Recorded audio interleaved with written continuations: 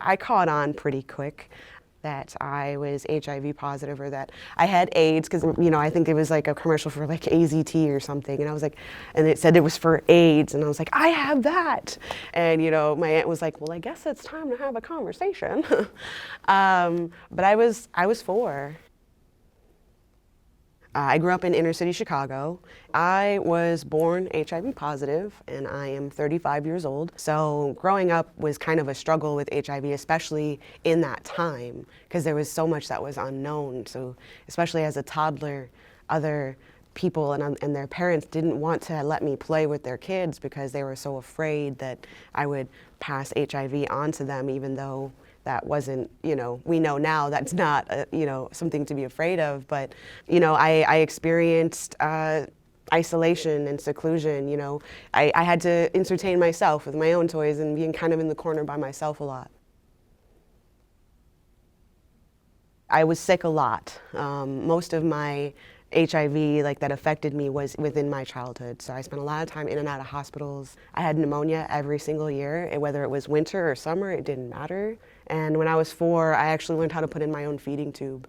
When they first put it in, I had 4 nurses kind of anchoring me down. I'm just little bitty thing. I was 4 and I looked like I was 2 when my aunt saw how traumatic it was for me to be held down. Because I'm very timid and shy, but I was very compliant. You tell me to do something and I'll do it. You don't need to hold me down. She talked to the nurses and the nurses agreed to allow me to put my own feeding tube in. And it meant instead of basically living life in the hospital, I could go home. I was so sick that it affected my education. It affected where I even got my education because I had so many medications that I had to go to a school that had a nurse that would actually give me my meds. The way school went for me in middle school was if I was tired, I would go to the nurse's office, which was the principal, and there was gym mats that she had in the corner. And I'd go, I'd lay down, I'd take a nap, and then whenever I'd wake up, I'd go back to class. And so I was picked on a lot because they thought, I was favored and I could just come and go as I pleased. When in reality, when you're in middle school, they structure your day, right? The first hour is math, the second hour is history. Well, whatever I slept through, I then didn't get that learning in. So I struggled a lot in school because there were so many gaps in my education because of sleeping or being sick or being out in the hospital. When I was 10, everything they were doing had just stopped working. And in the midnight hour, our pastors praying over me and everything, they found the right cocktail, so the right combination of medicines. That was a turning point for me where I feel like my life began at 10. I've played softball for as long as I couldn't remember, and it's for as long as I've been able, and it's since I was 10. And then 15 was when my advocacy started because I was in a club at school called AIDS Action Club. So I asked them if I could tell my story to the class because we had no human influence, to understand AIDS or HIV, just movies and questions. And that was where I really started to understand how my story could kind of hopefully influence other people, not only who had HIV, but those who were born with it. So the term dandelions within the movement, really it's us reclaiming lifetime survivors and the fact that we have lived our entire lives with it, and to not let ourselves be drowned out by long-term survivors as a term.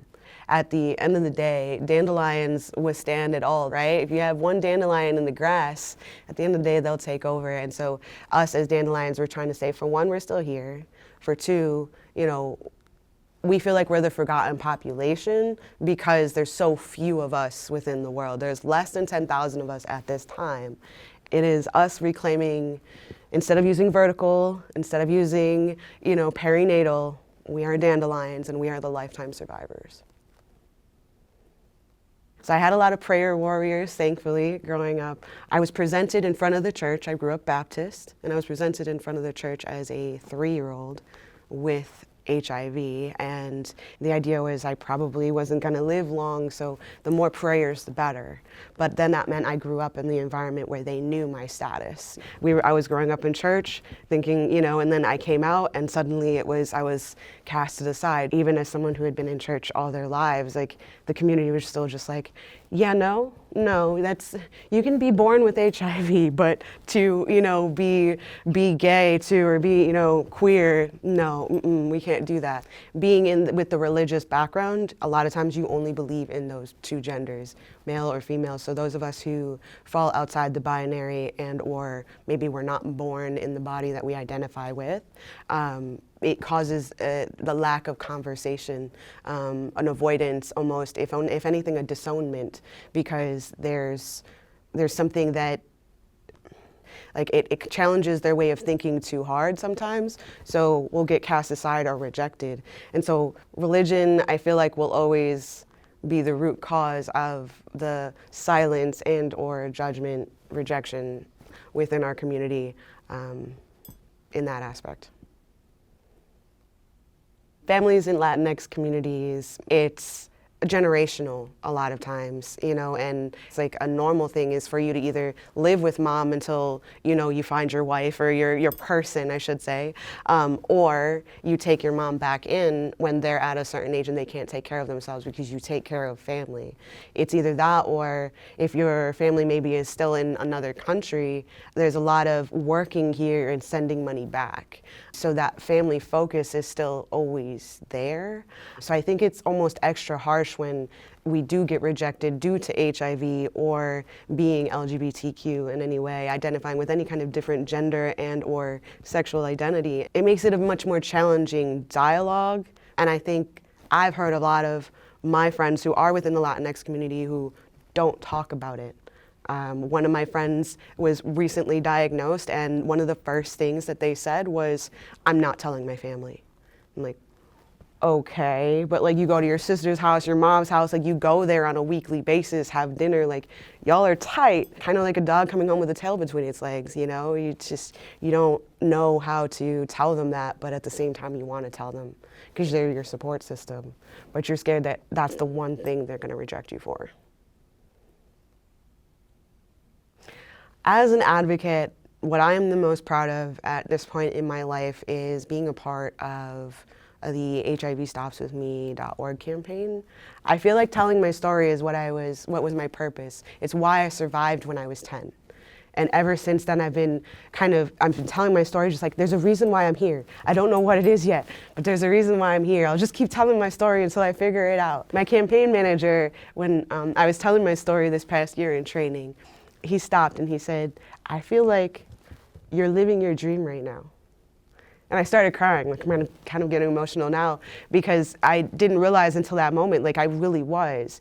I didn't want anything more than to be in a room full of people also HIV positive, all with the same motive, sending the same message. Like we're family, we're siblings. Because year one, I was like kind of just shy, like, "Hi, how are you?" And then now year four, I'm like, "All right, we're here. Let's do this," But I wouldn't be able to do that without my family.